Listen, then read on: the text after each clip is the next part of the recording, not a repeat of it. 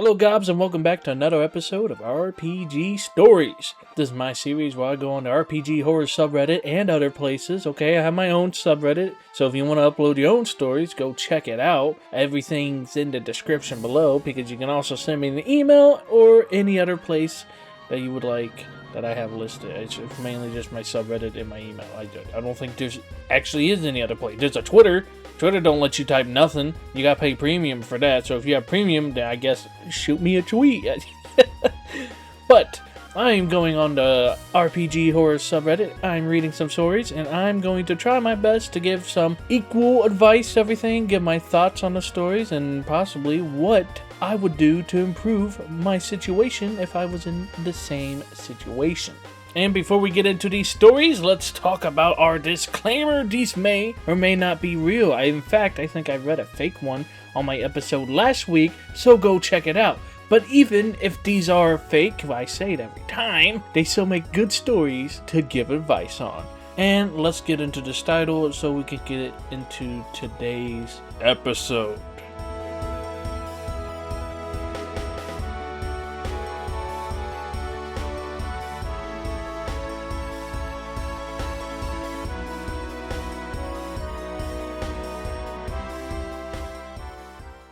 Our first story comes from Unable Fail 5501. Barbarian ate my pet. Sorry for the semi-long story. What are you saying sorry for? That's what this entire subreddit is for. It's for uploading stories. There's stories that are way longer than this one. I don't know why you're apologizing.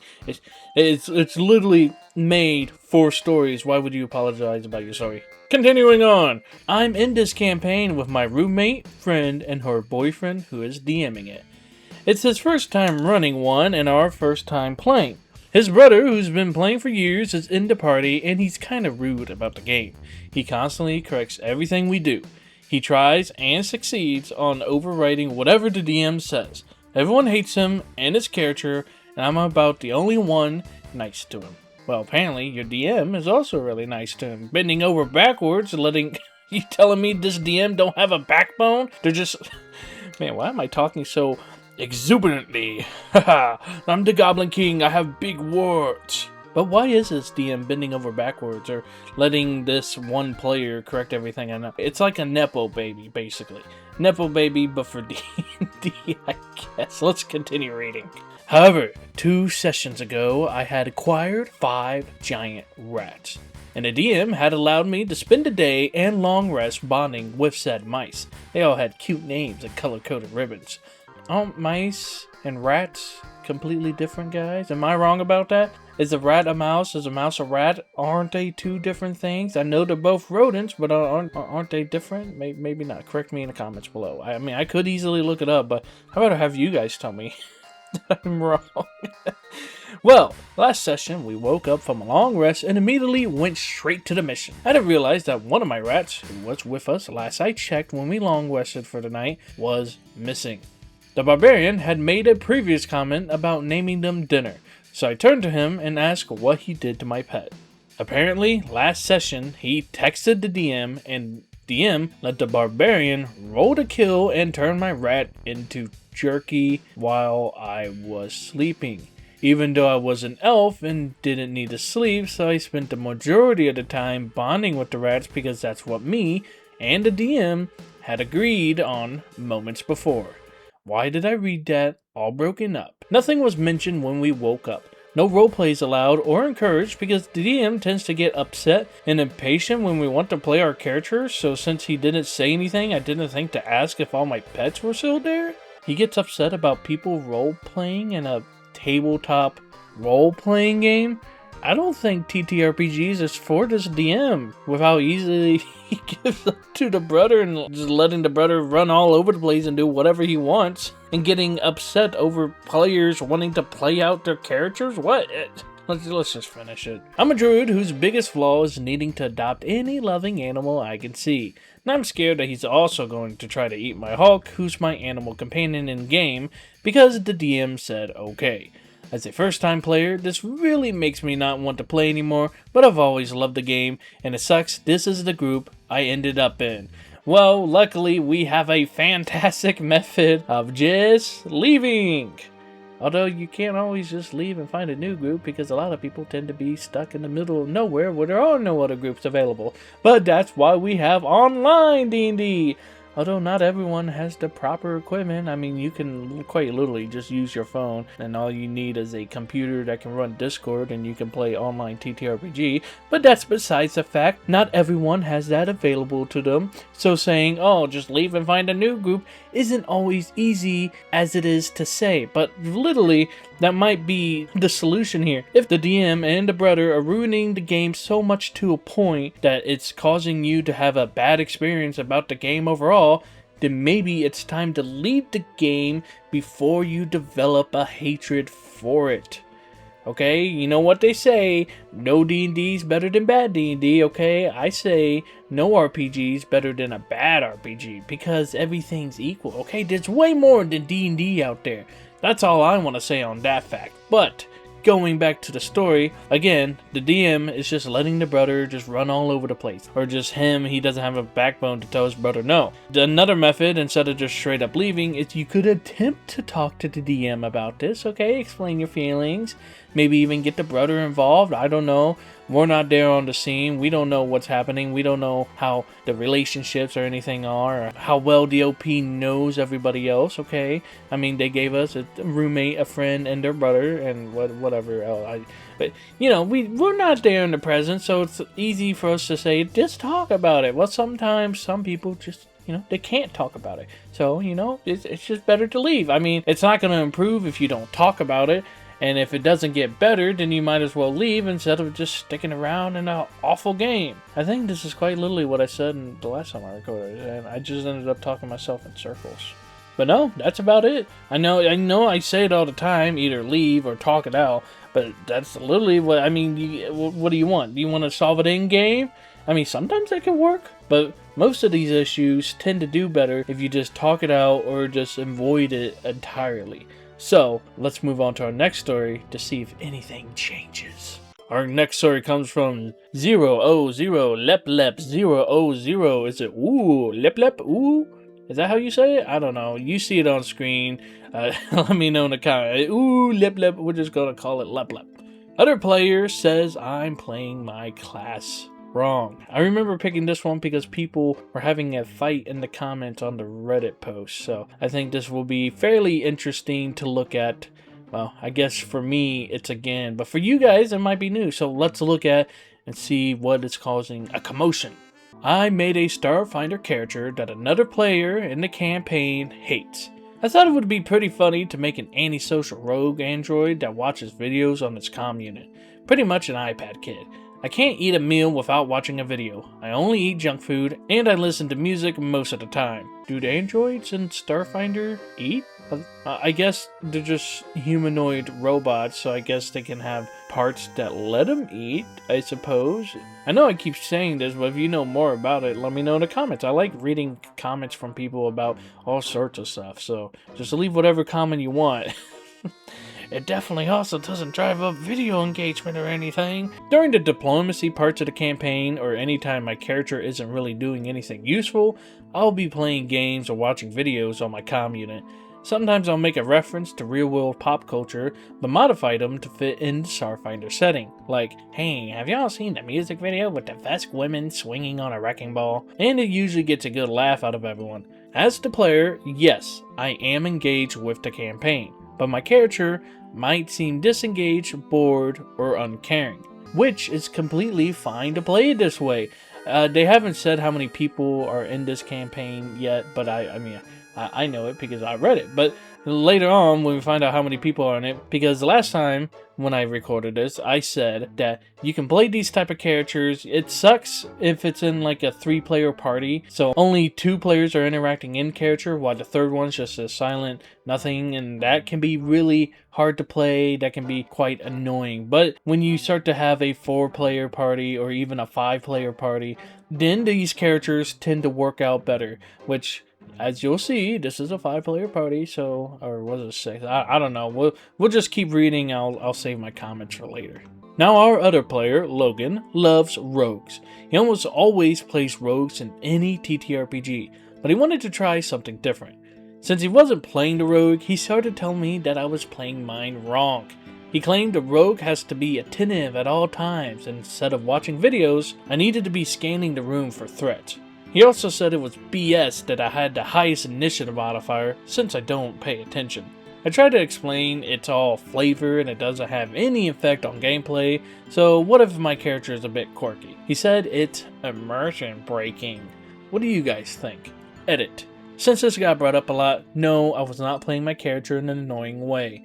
Out of a 5-man party, see, five players, see, I can remember that, everyone except for Logan liked my character. Eventually, Logan dropped out of the campaign and we picked up 2 other players who were great additions to the party, and they also had no problems with the character. I guess the trash took itself out in this one. Not to call Logan trash. I don't think they did anything wrong. Well, trying to tell them how to play their character and having this set view on rogues, that can be pretty demeaning. But aside from that, they just had a difference in opinions on how rogues should be played. But I say, play a character, not play the class. This person had a specific idea about how the class should be played, but then that just starts to play into stereotypes. Stereotypical bards. It's like saying the bard should always be horny, or always be trying to romance everything. Not every rogue's going to play the same. Especially in like the Finder RPGs, as I want to call them, or Starfinder, Pathfinder. Also, does Starfinder have a one-to-run rogue? I thought all the classes in Starfinder were called something completely different. Or maybe it's Starfinder 2e. No, Starfinder 2e is way recent. I did play the original Starfinder. I don't remember a rogue class. Of course, I also played that 6 years ago, so take that as you will. But getting back to the story, Logan wasn't enjoying how it was going, and I'm sure he talked to the others, or maybe I'm assuming he talked to the others, or he saw that no one else was having a problem with it, and since they were having a problem with it, well, I think he just got the message that maybe this campaign isn't the one for him, and just left, which is completely valid. You don't like something, just leave. Now going back to playing an antisocial character in TTRPGs, I don't know which video it was, I think it was just another RPG horror story, so if you know the exact one, let me know in the comments, but it is okay to play an antisocial character, as long as that character still... I know they said they were silent during social, or I guess diplomatic things, but other antisocial characters, I think it's good to have them input their opinion in some way. You can play an antisocial character as long as they still somewhat contribute to making decisions. And, like this player was, the player is still actively engaged with everyone else's story and their character. Maybe their character's not engaged, but the player still needs to be engaged. Look, you can play antisocial characters, maybe not mute characters, but you can play quiet characters that still speak up on situations that's actively happening, and they help out with the story. And the more players you have, the more these antisocial characters work. But don't expect everyone to immediately interact with you, because if you're not interacting with them, then they're not going to interact with you, which is what some people want. I don't know why. It's a TTRPG, usually based around a party of people that work together. So having a character that doesn't want to work with other people, which you can still do, like I said, but I mean someone who actively doesn't want to engage. And most of the time I think these people just want someone to reach out and engage with their character to bring them in. That's my idea anyways, but that's all I have to say about this story, okay? Logan made the right decision, didn't like how the campaign was going, left, they picked up 2 new players, everyone liked the character as far as we know, from OP's point of view, from what they're telling us, everyone liked their character. For all we know, everyone could actually hate him, and OP's just a massive narcissist. But I'm not saying that. I don't know anything about him. Let's move on to our final story. Our last story comes from Plastic Way 258. An argument over goblins. I wonder why I picked this one. As the king of certain goblins, not of all goblins, okay? Don't get me wrong. I like saying I'm the Goblin King, but I'm not the king of all goblins. Just certain ones that I deemed worthy. Or whatever. I don't know. I'm playing this up too much. Let's just read. I am hosting a game with some close friends over Discord after a semi-successful Elder Scrolls campaign had to get cut short due to a friend having housing issues and almost went homeless. By the time we were able to find him another place to stay long term, everyone had mentally checked out of that campaign. So I decided to start a new one in a new setting of my creation.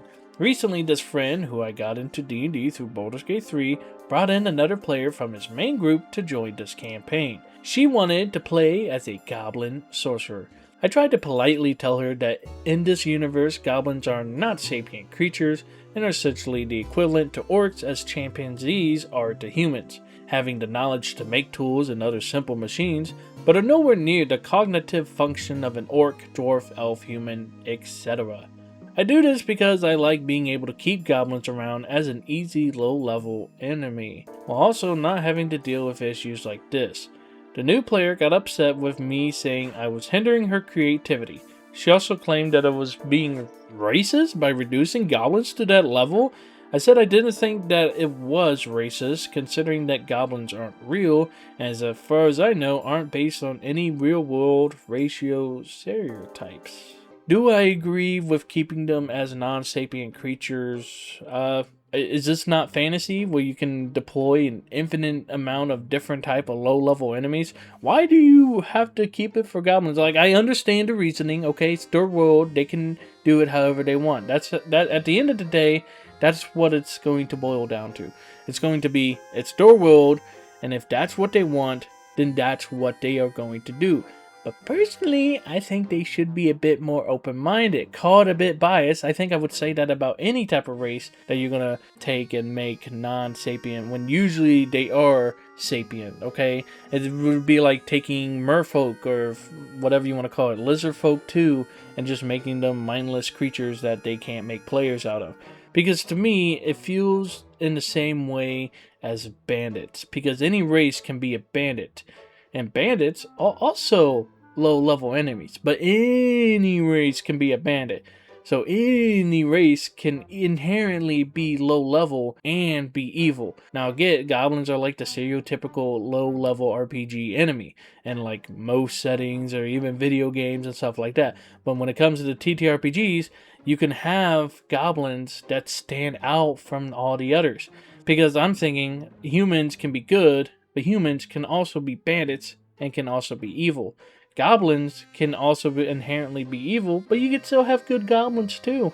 That is what's going to make stories more unique. It's going to be about the people that stand out from the rest, that want to do something different. But I'm just saying, you should just open up your mind a little bit. I understand reasoning, but in fantasy, we have a slew of creatures to pick from, and you can even make your own low-level creatures. Now, I've limited races in my campaigns before, and for my own reasons, just like they don't fit the setting. Like I made it like a Innistrad, if you know Magic the Gathering, basically vampires and werewolf campaign, and some of the classes, it was for Pathfinder 2e, just didn't fit the world, so I just limited it from my players.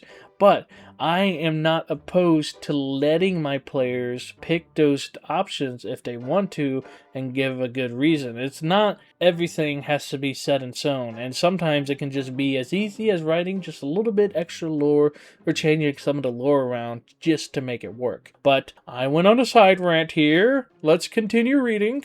I told her that she can pick whatever other race she wanted in a reference sheet I made on Google Docs to know what races were and were not player races in my setting. She then proceeded to get upset at me that many other official D&D races were not available, like gnomes, Goliaths, Genasi, etc. But the three big ones she was upset by were the non-inclusion of Aasimar, Tieflings, and Half-Elves? This made her even more upset, claiming that I banned every race commonly picked by women, and not only that, lesbians. Is this something that actually happened, or is this just something that OPs may or may not be exaggerating?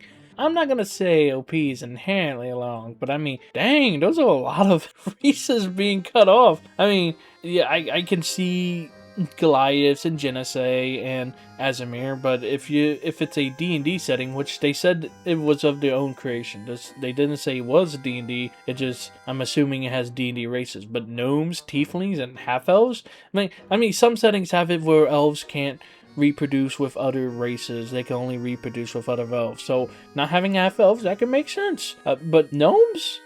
But at the end of it, I will never be able to know the reasoning unless they explained it in a second post or anything, but that doesn't really matter to me because it's still, at the end of the day, like I said, it's still their world and they're still gonna ban whatever races they want. I'm just saying be slightly open-minded. Let's finish this story. I was shocked by this. I took those races out because I didn't think they had a place in the setting story, and I tried to explain that to her, but she wouldn't stop raving about it. So eventually, I told her that if she only wanted to play those races and nothing else, then there wouldn't be a place for her at my table. She then went to her main group my friend brought her from and told her side of the story without me getting the ability to defend myself. I told her that if she had an issue with me, to bring it up with me so we could talk the situation out, but that I didn't appreciate her saying things about me behind my back to people without a way for me to defend myself. What a run-on sentence. She proceeded to accuse me of being racist, misogynist, and homophobic before blocking me and leaving my server. Works for me. Now, I want to know, do you think me reducing goblins to being non-sapient life forms, like how chimps and other great apes are to humans, or I think there was supposed to be something else there. Either I didn't copy it, or it wasn't included in the original story. I get what they're saying, though. Now I want to know, do you think me reducing goblins to being non-sapient life forms like how chimps and other great apes are humans, or should I have just not done it at all? Let me know in the replies, and thanks for listening. Well, I think I perfectly summed up earlier what I thought about making goblins into non-sapient life forms, so I'm not going to double back on it here, but at the very last part about her going to the other group, how did OP find out about this? Did the other friend tell OP about what the lady was saying? Or is OP in that group? Does OP know that group? If the OP doesn't know that group, then what she said doesn't really matter. Now, obviously, this can have negative consequences if it's real life, if it was like OP's friends that she was going to, but if this is just some other group, then it's not really OP's place to really care about that. It's awful, but I mean, you shouldn't really care about it. Just, pick up and move on. I don't know. To me, that seems a bit like, again, how did they find out? Obviously, the friend that brought her in talked to her about it, but even if you were able to defend yourself, I don't think that would change much. Again, it's a daunting task, almost an impossible task. What was it? A Sisyphus task to stop everyone from saying mean things about you behind your back. It's going to be impossible. It's going to be, I think it's something that just happens. It's just people talk, people vent. Even if that vent is wrong, people are just going to talk about your back. So what I'm saying is, don't worry about it. Again, if it's a group you interact with, then you can worry about it. But then, if it's a group you're already interacting with, then you're already talking to those people, so they already know. I hope they would listen to you. Sometimes people just judge off the first thing they hear, one side, instead of hearing both sides. But I would hope if it's a group you regularly interact with, then they would sit down and listen to your side of the story.